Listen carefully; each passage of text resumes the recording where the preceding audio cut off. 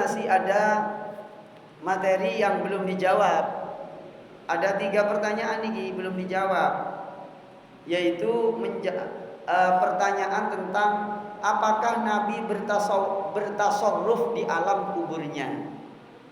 Ini yang bertanya kayaknya Pak Sugeng. Ingat aja Bang Yoga? Udah ingat ya? Sudah lupa nggih? Lupa panjenengan. Terus membubarkan majelis dengan sholawat. Nggih. Nah, ini yang bertanya saja lupa. Iya. Yang bertanya lupa. Padahal saya mencatat ini. Apakah orang yang sudah mati bisa bertasarruf? Ini ada 3 pertanyaan belum dijawab. Sepertinya yang akan dijawab oleh saya terlebih dahulu, nanti setelah membaca sebagian kitab Bidayatul Mujtahid, yaitu pertanyaan nomor 3. Ya, yang saya jawab duluan. Sebenarnya bisa dijawab semua, tapi waktunya tidak cukup. Nih, perlahan-lahan nanti saya buka kitabnya semua, keterangan yang terkait dengan pertanyaan. Ya. Bismillahirrahmanirrahim. Kitab Bidayatul Mujtahid. Nah, ini batasnya sampai di ini. Insyaallah sampai di sini. Monggo panjenengan yang punya pertanyaan sediakan tulisan yang nantinya ditulis diserahkan ke kami. Jika langsung bisa kami tak tunjukkan jawabannya, keterangan dari kitab hadis, keterangan dari kitabnya para ulama, fatwanya para ulama dan lain-lain, nanti akan kami terangkan langsung. Jika tidak, maka nanti kita menunggu pada pertemuan berikutnya. Bismillahirrahmanirrahim. Batas yang kami catat dari kajian kitab Bidayatul Mujtahid, yaitu niki. Saya buka dulu kitabnya.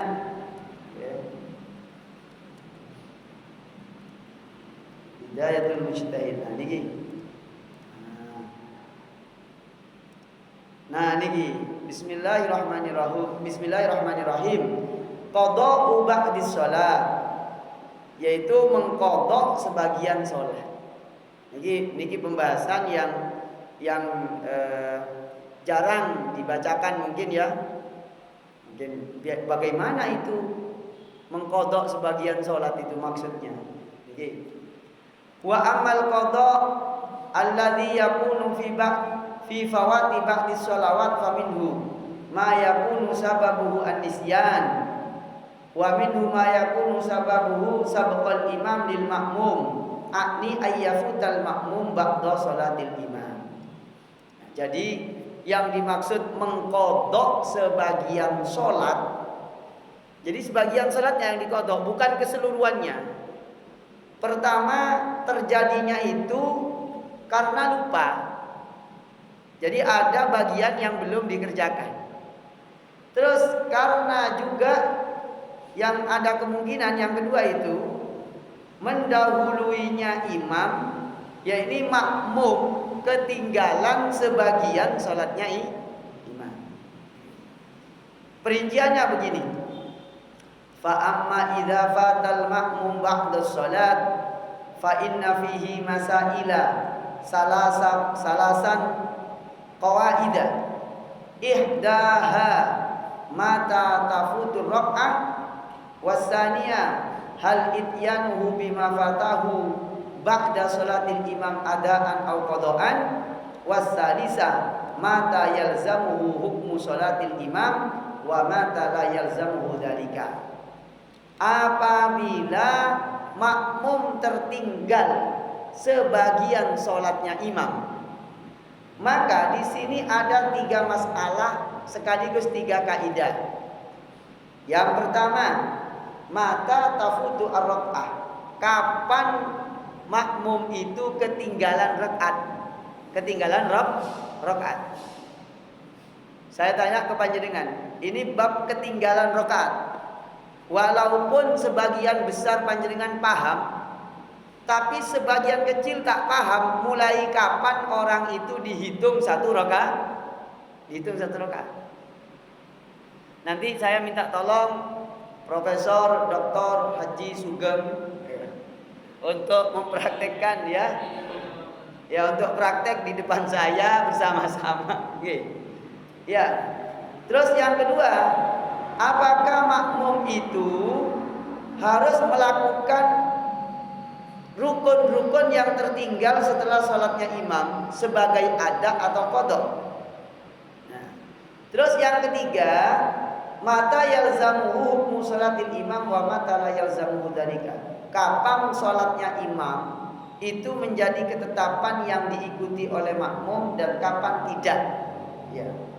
Nah, ini yang pertama dulu. Kan tadi 3 kaidah. Yang pertama, amma mata tafutur rak'ah fa inna fi dzalika mas'alataini. Makmum yang ketinggalan rakaat itu ada 2 masalah.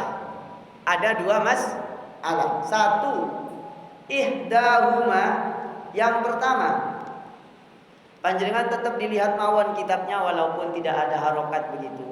Itu tetap dapat pahala panjenengan. Tetap dapat pahala. Diniati semoga anak cucu kita nanti bisa baca begitu. Gitu loh. Bisa diniati begitu. Ya Allah, muka-muka nanti barokah cinta niku nanti muncul ke anak cucu kita. Begitu. Nah, ini kan bagian daripada kita menghidupkan ilmunya Allah. Pertama, masalah yang pertama, idza dakhala wal imamu qad ahwa minar ruku'. Masalah yang pertama, makmum datang, imam sudah turun ruku'. Wasaniya, idza kana ma'al imam fi shalat fasaha ayat ba'ahu fil ruku' aw mana'ahu dzalika ma waqa'a min zihamin aw ghairihi. Yang kedua, apabila bersama imam berada di dalam sholat tetapi lupa tidak rukuk bersama imam gitu, atau mungkin karena terlalu sibuk sampai tak sempat rukuk, mungkin sibuk karena bacaan atau apa gitu ya. Atau mungkin mau masuk kesulitan, tapi gak mungkin juga itu. Kalau masuk masjid kesulitan. Kenapa? Masjid itu semakin akhir zaman semakin longgar. Mungkin apa betul? Jadi akhir zaman itu masjid semakin longgar. Nah, masalah yang pertama, ada 3 pendapat. Walladzi alaihil jumhur, pendapat mayoritas. Apabila orang itu mendapati imam sudah turun ruku', ya, annahu idza adrakal imama qabla ay yarfa'a ra'sahu minar ruku' wa raka'a ma'ahu fa huwa mudrikun li rak'ah wa laisa 'alaihi qada'uha. Jadi kalau makmum itu menemukan imam sudah dalam keadaan ruku', langsung Allahu Akbar ruku', maka dia terhitung 1 rakaat. Yang penting imamnya belum ngangkat begini, belum ngangkat. Tapi kalau sudah imam sami Allah, kok dia baru turun, maka tidak dianggap 1 rakaat. Gitu. Lah niki banyak kasus ini. Apa kasusnya? Kasusnya adalah makmum itu delosor, iya, nututin nyambung biar 1 rakaat dengan imam, padahal tidak nututin 1 rakaat. Jadi imam sudah berdiri, tapi makmumnya tetap nututin rukuk. Lah ini keliru. Kenapa kok keliru? Karena dia tetap tidak dihitung 1 rakaat, mestinya ikut dia berdiri bersama imam. Begitu. Atau nunggu. Nggih. Paham nggih? Nah, ini ada kaitannya dengan hadis Nabi, man adrakar ruku'a faqad adraka rak'atan atau faqad adraka as-shalat. Barang siapa yang ngikutin nyusulin rukuk bersama imam, berarti dia ikut 1 rakaat. Apalagi kaitannya? Kaitannya dengan sholat Jumat yang tertinggal oleh imam, ya. Sholat Jumat tertinggal tertinggal dapat 1 rakaat. Jadi sholat Jumat tertinggal 1 rakaat, dia baru datang. Nggih.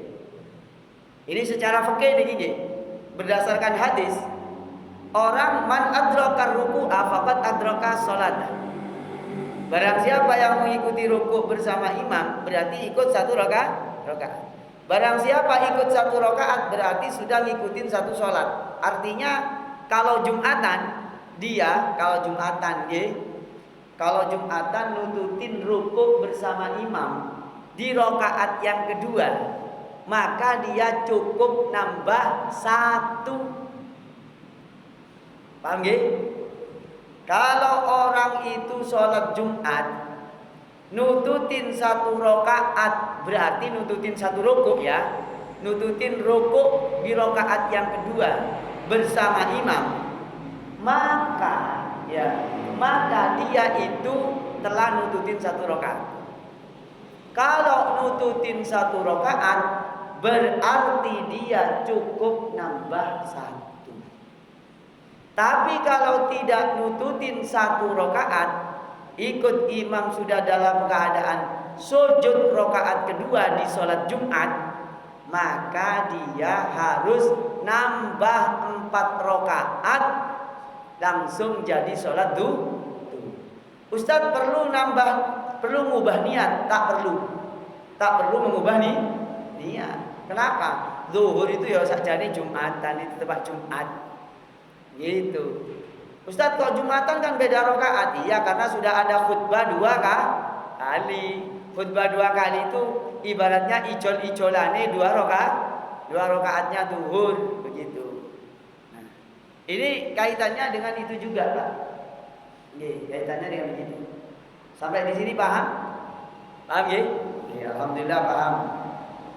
Wa haula'i ikhtalafu hal min syarri hadzal dakhil ayyukabbira takbirataini takbiratan lil ihram wa takbiratan lil ruku' au yujzihi takbiratul ruku'. Nah, ini yang banyak tidak dipahami.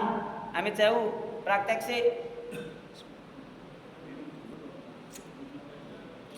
Ayo Profesor Sugeng, monggo praktek. Gimana nih? Ini nggak ada yang asisten saya, tidak apa-apa wis. Nih, Pak, niki Pak. Sholat saya dengan Profesor. Ini gurunya Profesor berarti. Iya. Ini Pak saya ngimami. Iya. Allahu Akbar. Oke. Lalu rukuk. Allahu Akbar. Saya ingin tahu Pak Sugeng itu nututin saya bagaimana? Monggo. Nah, jadi ada 2 model. Modelnya Pak Sugeng ini apakah takbir dulu takbiratul ihram, lalu takbir untuk rukuk, atau langsung Allahu Akbar misalnya begitu. Ya toh, kan belum edong ini. Apakah langsung Allahu Akbar, apakah Allahu Akbar moro turun? Ya toh? Ya toh? Iya, sudah terbaca nih gak paham. Tahu lah saya. Nah niki bab peke niki, gitu loh. Karena menurut hadis dimanapun kalian mendapati imam maka langsung ikut. Lah kalau panjenengan langsung begini berarti apa yang dibuang? Takbiratul ihram. Padahal takbiratul ihram itu rukun. Nah, nggih. Jangan apa nih sing bener. Iya toh? Ah, makanya gak ngaji malam ini gak tahu itu. Termasuk akar yang gak tahu ini. Saya yakin gak tahu juga dia. Oke, saya yakin lah, yakinnya saya yakin. Profesornya ada juga. Apalagi belum profesor, jadi menurut keterangan ini juga, ikhtalafu hal min syarri hadzal dakhil ayyukabbira takbirataini takbiratan lil ihram wa takbiratan lil ruku' aw yujzi takbiratul ruku' wa in kana yujzi fa hadhihi syari'ah takbiratul ihram apa sadan yang bisa dipakai batu bal takbiratul wahidah tujzihi tujzihu tidak nawa biha takbiratul iftitah wa tahiyati lahu takbiratani. Nah, jadi ada dua pendapat. Pendapat yang dipilih adalah tetap takbirnya dua kali. Pendapat yang dipilih.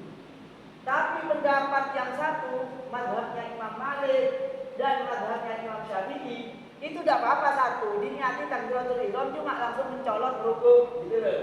Allahu Akbar, langsung diniati diniati takbiratul ihram, cuma langsung rukuk, gitu. Itu pendapat pertama. Pendapat kedua, enggak, niatnya tetap dua kali takbir Allahu Akbar, moro Allahu Akbar. Yang pertama takbir wajib, takbiratul ihram. Yang kedua takbir sunnah, takbir intikal. Gitu. Lah yang dipilih itu dua, yang kedua itu dipilih. Yang dua kali. Lah selama ini yang sholat itu ikut-ikutan loh. Yang saya tahu ya, karena saya ikut-ikutan di sini. Ayahnya ikut-ikutan. Kenapa? Karena pelajaran fikihnya belum selesai. Itu. Gitu apa betul? Iya. Pak Profesor, betul. Iya, gitu. Alhamdulillah, ini barokah nih. Barokah, hujan-hujan. Oh enggak hujan nih. Jadi takbirnya itu kalau imam sudah rukuk, kita baru datang, maka menurut pendapatnya Imam Malik dan Imam Syafi'i, yang dipilih itu adalah takbir dua kali. Takbiratul ihram sebagai rukun, Allahu Akbar, cepat-cepat turun, Allahu Akbar, takbir intikal. Terus menurut sebagian ulama cukup takbir satu kali, dan itu merupakan mazhabnya Imam Malik juga, gitu loh. Dan menurut pendapat yang berikutnya, yang ketiga, wajib takbir dua kali. Nah, gitu. Wajib takbir dua kali. Ustadz, kita beragama itu kok ikut pendapat-pendapat loh. Kalau tidak ikut pendapatnya ulama sebelumnya, panjenengan mau ikut siapa? Langsung Kanjeng Nabi? Hah? Enggak bahaya tak? Dan langsung Kanjeng Nabi itu yang memang harus langsung. Ada yang ikutnya itu karena memahami dari hadis Nabi. Gitu loh. Memahami dari hadis Nabi. Maka boleh dipilih semua itu. Mazhabnya Imam Malik, mazhabnya Imam Syafi'i. Maksudnya mazhab itu cara pandangnya dan cara pemahamannya Imam Malik dan Imam Syafi'i. Begitu. Maka dalam hal ini beragama itu kalau perspektif Muhammadiyah ini ya, tak terikat satu mazhab. Bukan tidak ikut mazhab. Gitu loh. Ikut tapi tak terikat, begitu loh. Mau ini boleh, mau ini boleh, gitu loh maksudnya. Nggih. Lah ini sudah cocok ini sudah cocok. Sama-sama dari Nabi, caranya begitu. Nggih. Apa? Yang satu kali tetap sah. Dalam? Yang satu kali tetap sah. Niatnya tapi niat takbiratul ihram. Jadi niatnya yang harus bukan takbir intikal, tapi niat takbiratul ihram. Lah saya khawatir orang yang langsung mencolot ikut itu niatannya tidak tahu apa niatnya itu. Takbirnya takbir apa? Soalnya rukunnya sholat itu pertama niat dan takbiratul ihram fardu. Lah kalau langsung ikut tapi tidak niat takbiratul ihram, nah ini bahaya ini. Berarti sholatnya ya apa? Yang tidak tahu, ya harus ditanya dulu. Kalau nggak niat takbiratul ihram, berarti sholatnya tidak ada takbiratul ihram. Begitu. Waduh ya apa ya? Ya gak apa. Salah dewe gak ngaji nang kene. Coba ngaji nang kene. Ya begitu.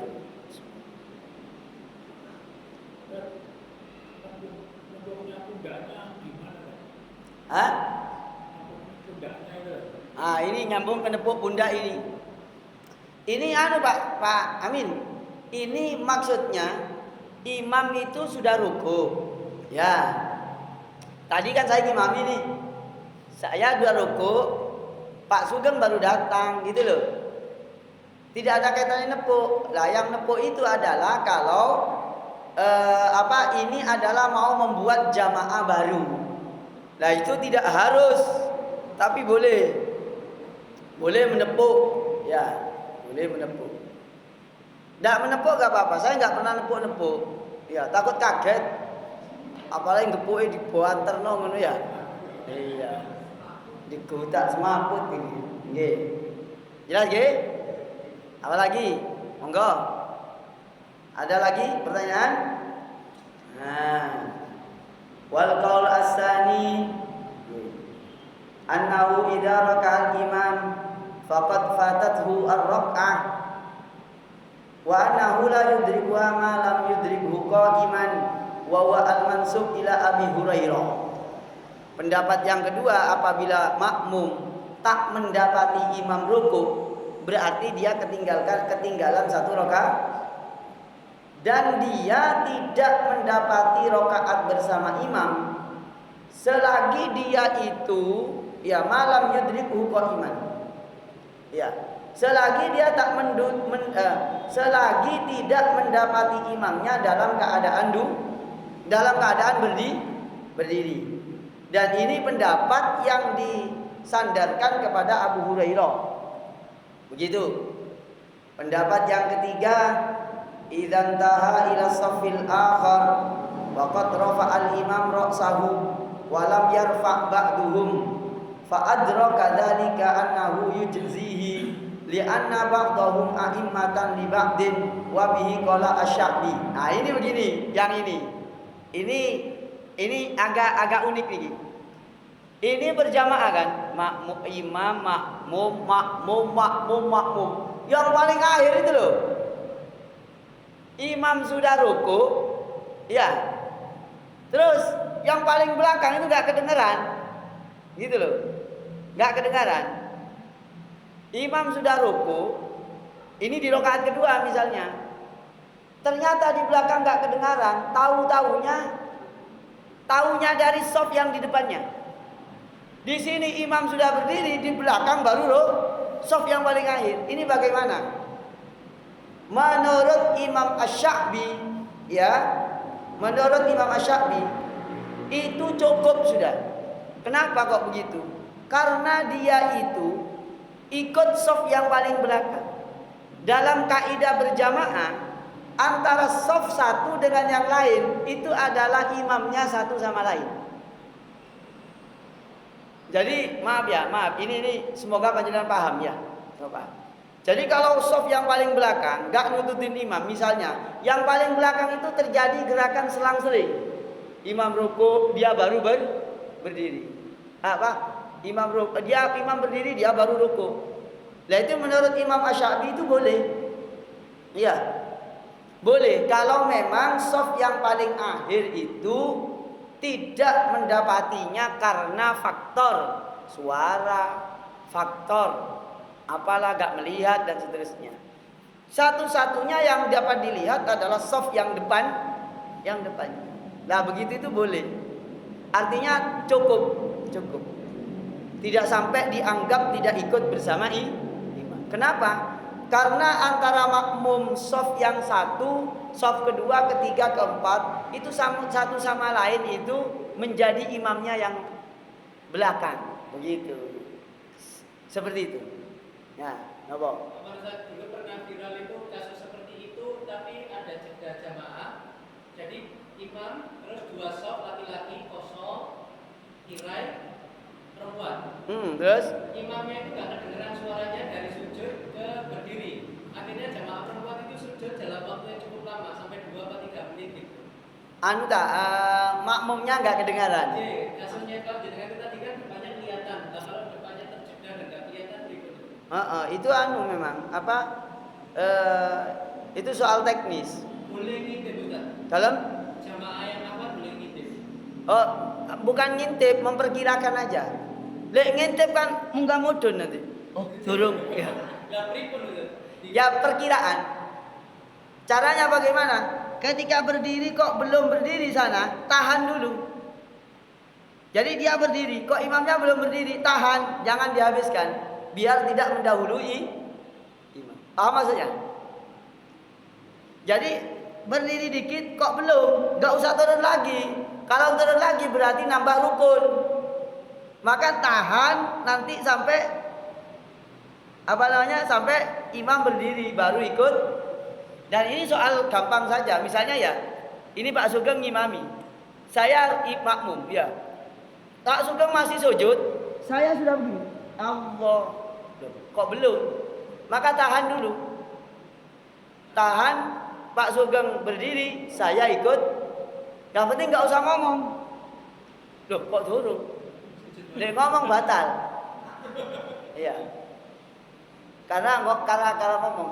Jangan kemudian setelah berdiri begini, kok sujud lagi batal. Kenapa? Karena nambah rukun. Secara fikih begitu. Nggak boleh ngepir. Karena ada sebagian yang nggak paham itu ngepir. Ya, mungkin ngepir. Balik mana? Itu begitu. Paham nggih? Nah, gitu. Nah, Pak Amin. Nah, kalau Pak Amin tadi sudah terjawab itu. Yang dimaksud kita ini bukan yang dari makmum sudah selesai lalu nepuk, bukan itu. Tapi memang imamnya itu imamnya sudah ruku, kita baru datang, maka takbirnya 2 kali. Allahu Akbar, takbiratul ihram, baru takbir intikal, gitu. Kalau takbir 1 kali diniati takbiratul ihram. Walaupun langsung mencolot ikut ruku. Termasuk takbir langsung ikut tahiyat. Itu diniati takbiratul ihram. Begitu. Kenapa? Karena rukunnya sholat itu harus takbiratul ihram. Begitu. Masbuk ketika sudah mendapati tahiyatul akhir, itu lebih afdal itu atau kita sendiri salah sendiri? Salah sendiri. Ya. Oh, ya tetap harus jamaah. Itu lebih utama berjamaah. Gitu. Kecuali kalau ada harapan setelah itu akan ada jamaah. Gitu. Kalau ada harapan sekiranya ada jamaah, oh kayaknya masih ada nih. Oh ini sudah tahiyat akhir, udahlah saya tak buat jamaah baru. Begitu. Kenapa? Karena nanti jamaahnya lengkap 4 rakaat kalau Aisyah. Gitu. Lagi? Ngepir gimana? Ngepirnya imam ketika imam lupa diingatkan jamaah itu juga termasuk batal. Kalau menurut Fathul Mu'in itu batal. Iya, ngepir, imam ngepir. Ya. Jadi imamnya itu ini kan mestinya tahiyat. Tahiyat pertama. Lah imamnya langsung berdiri. Allahu Akbar. Subhanallah. Wah mudun mana? Iki batal. Ya. Ustaz. Ya. Gimana? Sering banget. Kenapa? Karena imamnya gak ahli fikih, makmumnya pun gak ahli fikih. Sajane sing ahli fikih kudu kabeh, imamnya ahli fikih, makmumnya ahli fikih. Wong sudah tahu tahiyat pertama itu hukumnya Kalau sudah terlanjur begini, ini berarti sudah rukun baru. Jadi kalau balik lagi berarti nambah rukun, akhirnya jadi 5 nanti. Gitu. Maka bagaimana caranya? Ya caranya sudah. Walaupun di belakang ngomong subhanallah, gak usah direken. Iya. Ada isyarat. Hah? Ada isyarat. Isyarat gimana? Tangan imam ibadah. Berdiri ya? Tahu, saya tanya. Oh ya nggak usah lah. Ya kalaupun ingin memberitahu, tidak apa-apa. Menurut mazhab Imam Malik itu isyarah di dalam sholat untuk memperbaiki, gak masalah. Mungkin begini, mungkin ya. Tapi takutnya di belakang kesroh. Iya korek. Iya. Gitu. Maka ya. Maka maaf ya, saya ini kan saya walaupun tidak ahli fikih seperti Gus Baha gitu ya. Tidak selevel Gus Baha ahli fikihnya ya. Saya mengatakan bahwasanya pendapat mayoritas ulama dalam hal ngimami itu memang yang dicari itu adalah yang paling ahli fikih. Gitu loh. Paling ahli fikih. Kenapa? Problemnya banyak di dalam salat itu. Kalau nggak ahli fikih itu berbahayanya ke makmumnya. Iya, salah makmumnya ke ahli fikih, imamnya pun nggak ahli fikih, ditegur, subhanallah, subhanallah, akhirnya modern mana mati. Iya gitu. Padahal kalau saya enggak, gitu. Termasuk saya itu pernah ngimami di Cutnyadin itu, ngimami salat hari raya. Iya, ngimami salat hari raya. Itu rakaat kedua saya nggak pakai takbir. Nggak pakai takbir 5, langsung tak lanjutkan. Setelah sholat tak terangno, Bapak Ibu yang dimuliakan oleh Allah, takbir di dalam sholat hari raya itu adalah sunnah hukumnya, gitu. Udah gak ada masalah, gitu. Soalnya kan orang ini mau membedakan mana yang sunnah dan yang wajib. Ini butuh ngaji. Nanti yang wajib dianggap sunnah, yang sunnah dianggap wajib, kacau nanti. Kacau. Begitu. Tapi tidak apa-apa lah. Kalau Ustaz di sini pernah terjadi, ya sudah lewat itu, tidak masalah, sudah dimaafkan oleh Allah. Kan tidak tahu waktu itu. Kalau nggak tahu itu nggak ada dosanya. Makanya itu barokahnya orang bodoh itu begitu, gitu ya. Nggak didosa oleh Allah, gitu ya. Gimana? Ada barokahnya juga gitu ya. Ya enggak, saya tidak mengatakan itu. Ya ini bahasa keakraban saja, bahwasanya ketika memang enggak tahu mau gimana. Gitu loh. Enggak tahu kok.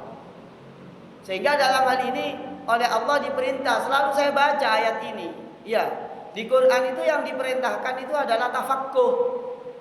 Ya, wa ma kana al-mu'minuna liyanfiru kaffah falaula nafara min kulli firqatin minhum ta'ifatun liyatafaqahu fid din.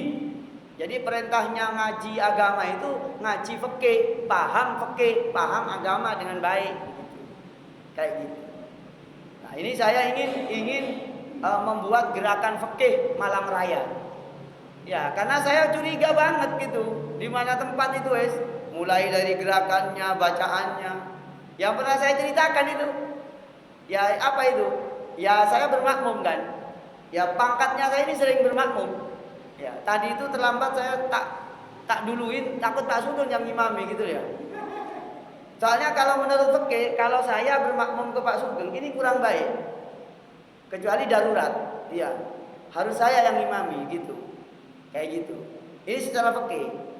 Itu waktu saya bermakmum sholat subuh ya. Tapi saya nggak menyebutkan masjidnya ya. Allahu Akbar. Imamnya itu baca surah Al-Baqarah.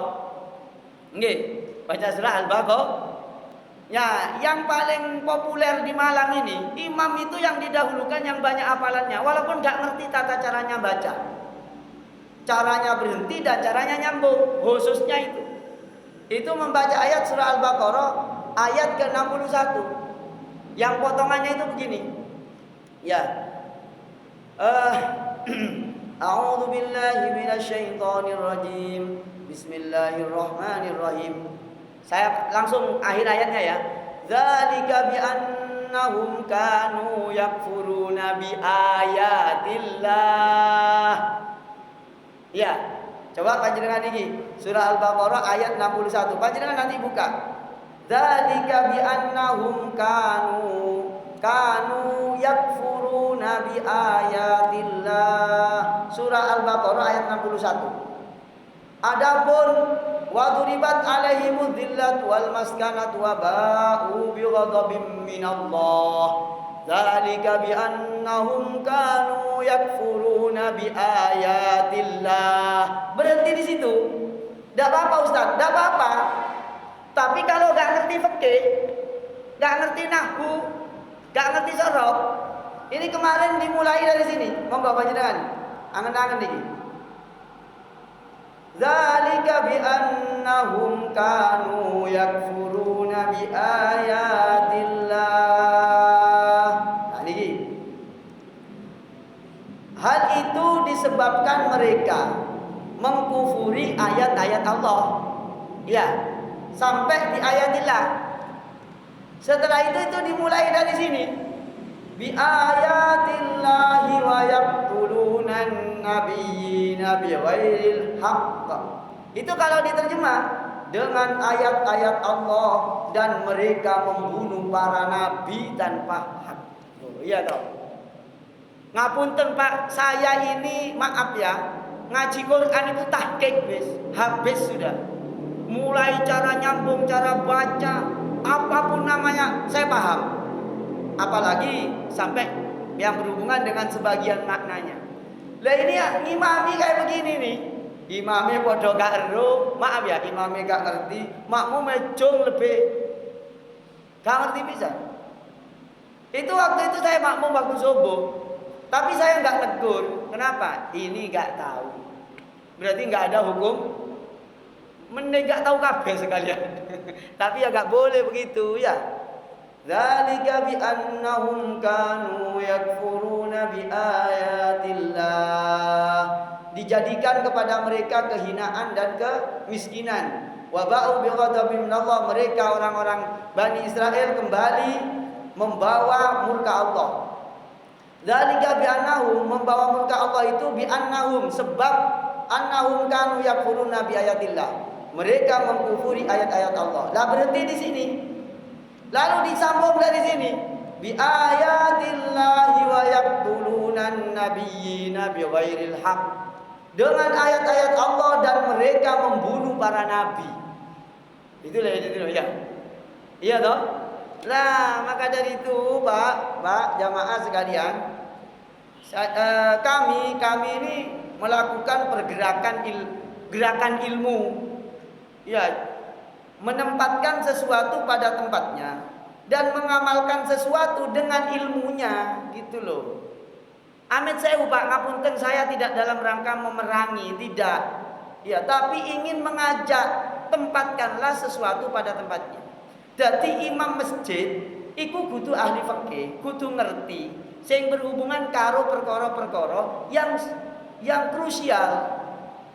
Contohnya membaca ayat, bukan sekedar hafal ayatnya panjang-panjang kemudian nyambung saenake, berhenti saenake. Itu kan bahaya. Kan ada aturannya, berhenti nyambung ada aturan. Lu dandani kayak gini ini enggak mudah. Enggak mudah itu. Misalnya saya sendirian saat Malang Raya menyelesaikan kasus yang seragam, itu ada berapa ratus masjid, kira-kira begitu. Kalau kita mau berbicara ideal fikih agama, tafaqahu fiddin, tafaqahu fiddin, begitu. Maka ini masjid menurut saya, ini masjid harus menjadi tempat pendidikan ilmu agama yang bagus. Sekolah itu harus kurikulumnya mengarah ke sana.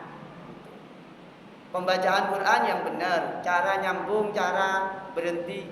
Berhenti di mana aja boleh, tapi nyambungnya itu. Kalau ini berhenti bi ayatillah, berhenti di sini, maka ngulangnya ya dari sini. Dzalika bi annahum kanu yakfuruna bi ayatillahi wa yaqtulunan nabiyyin. Gak kuat, wa yaqtulunan nabiyyina. Ini cocok. Gitu. Niki Pak, problematika bahwa ternyata ngaji agama ini menjadi sesuatu yang menarik kalau didalami dan ditekuni dan diperinci satu persatu, itu dikoncei gitu.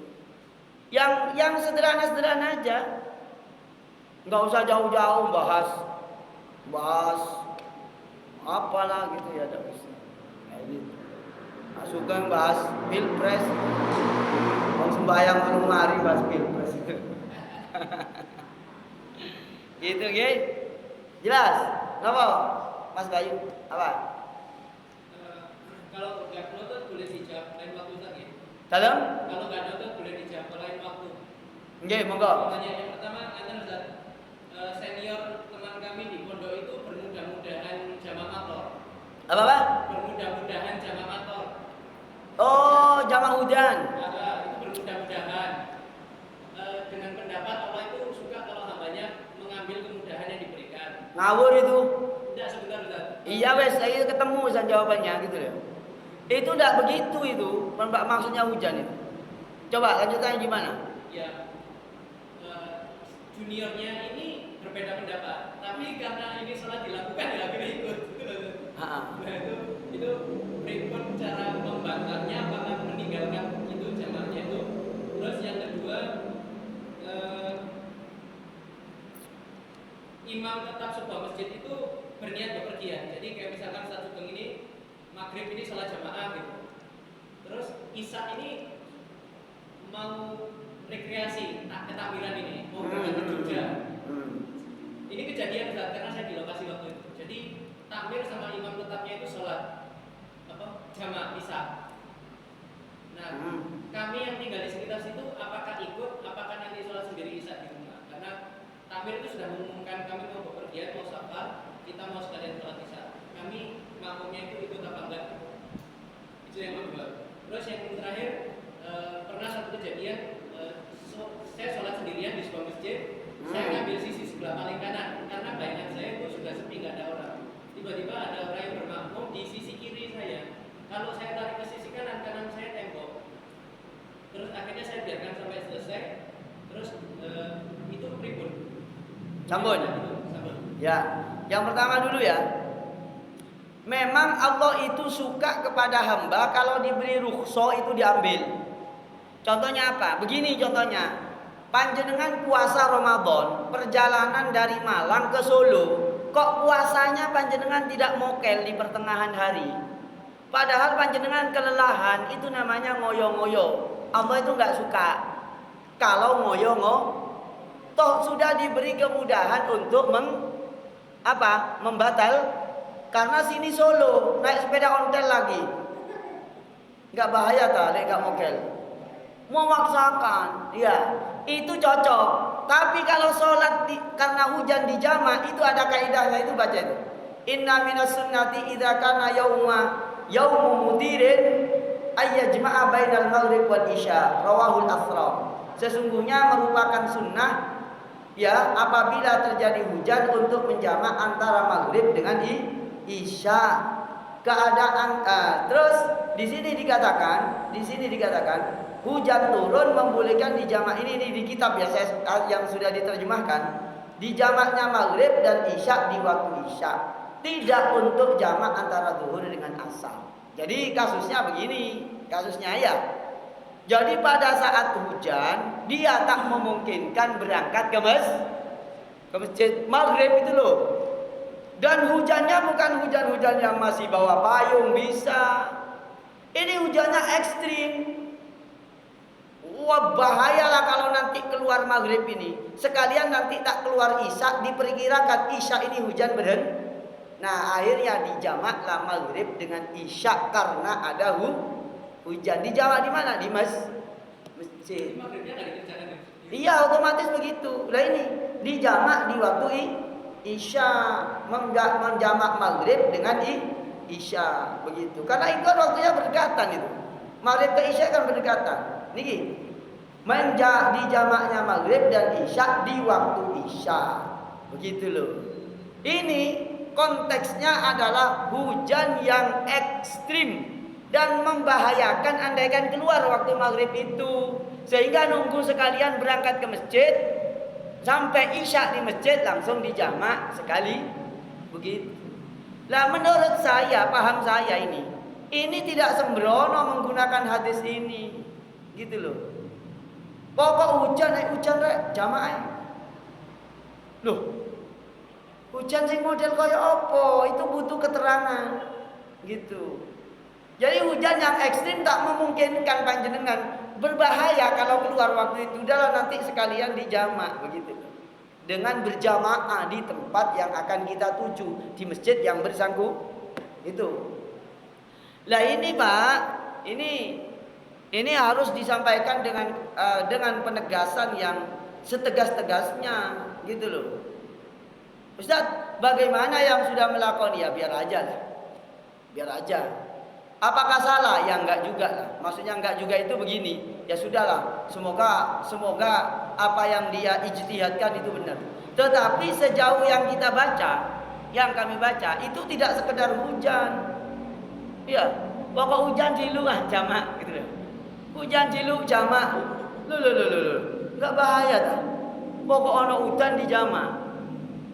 Tidak bisa begitu. Sama dengan begini, orang perjalanan. Nggih.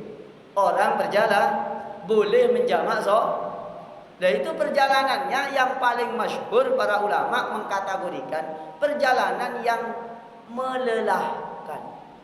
Panjenengan dari Panglima Sudirman, saya tanya, dari Panglima Sudirman ke Gadang itu perjalanan apa enggak?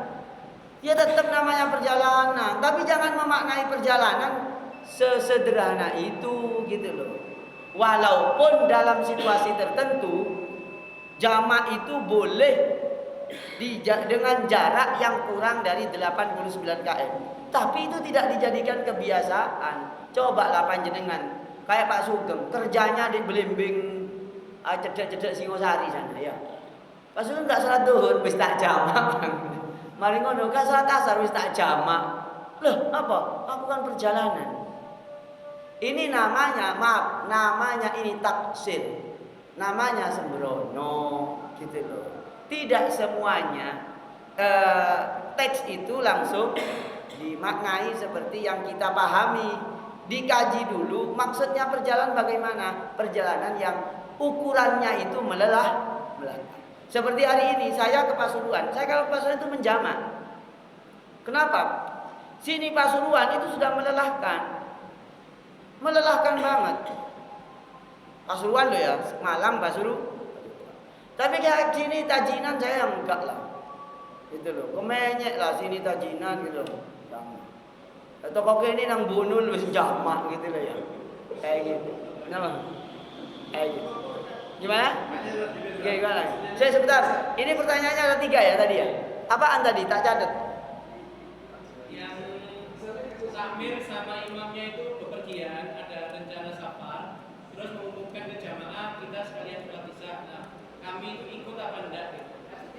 Oh ya, bepergian untuk rekreasi ya. Saya nggak tahu sebenarnya untuk apa. Pokoknya takmirnya mengumumkan kami akan safar gitu. Ini sebenarnya kaidahnya para ulama menetapkan bahwasanya bolehnya menjamak itu bukan di tempat. Kalau perjalanan, di mana itu keluar dulu batas desa. Begitu. Ustadz, ini jadi jamaknya di masjid. Nah, maaf, kalau sudah keluar dari rumah ke masjid itu menurut sebagian ulama sudah dianggap keluar. Karena masjid kan bukan rumahnya. Maka dari rumah keluar itu sudah diniati berjalan. Misalnya, daleme panjenengan Bapak Amin Supangat, nggih. Kan daleme di Mbunul sana. Ya. Ke sini mau ikut rombongan ziarah wali. Ya, pertemuannya di sini. Dari rumah sudah langsung diniati safar. Maka di sini sudah boleh menurut sebagian ulama. Menurut sebagian ulama yang ketat, ini perjalanan, betul-betul perjalanan. Keluar dulu dari Belimbing karena ini wilayah teritorinya belum. Berarti nyampe di Karanglus itu baru boleh. Ya. Kalau sekiranya kesulitan ya sudahlah keluar sampai di Ciliwung itu sudah. Pokoknya keluar kelurahan sudah begitu. Nah ini masalah ikhtilaful ulama ya, masih terjadi peluang-peluang untuk bisa diterima. Ya. Cuma kita tetap dalam beragama ngambil sing ngati-ngati. Jadi kalau dalam agama, dalam ibadah ngambil sing ngati-ngati gitu loh. Artinya tidak ngeremehno gitu ya. Tidak ngeremehno begitu. Saya tidak menyalahkan lah misalnya ada di masjid sudah menjamak karena dari rumah sudah niat berjalan begitu. Moga Pak terakhir. Saya keluar dari Sultan Agung ke Pakis tujuannya ke Sengguru. Oh ke Sengguru. Sengguru. Ketika perjalanan pulang dari Sulfat ke Pakis ke Sengguru, ketika perjalanan balik di Gadang itu maghrib. Kemudian misalkan saya jamak dengan Isya boleh enggak? Sengguru itu di mana? Kidule Panjen. Oh, Kidule Panjen. Kedungan. Ya, begini. Tentang jarak ya. Ini saya catat aja nih. Tentang jarak menjamak gitu. Saya jawab pada pertemuan berikutnya mawon nggih. Saya kan mau ke Pasuruan nggih. Oh nggih. Suara saya sudah juga lumayan. Nggih. Yang jelas tentang jarak itu ada ikhtilaful ulama tentang batasnya.